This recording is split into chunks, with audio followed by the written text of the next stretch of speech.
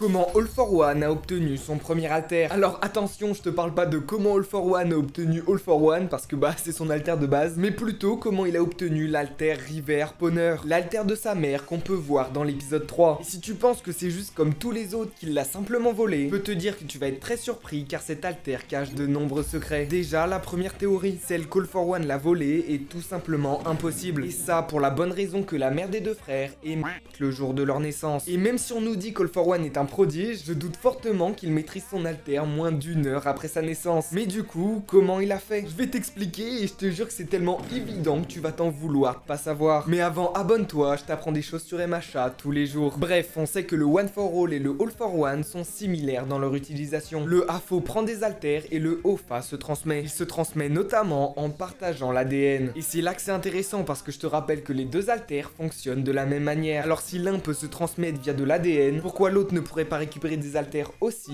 via de l'ADN? C'est une question rhétorique parce que évidemment que c'est possible. Et c'est comme ça qu'All for One a récupéré son premier alter en mangeant sa daronne. Est-ce que c'est bon pour vous?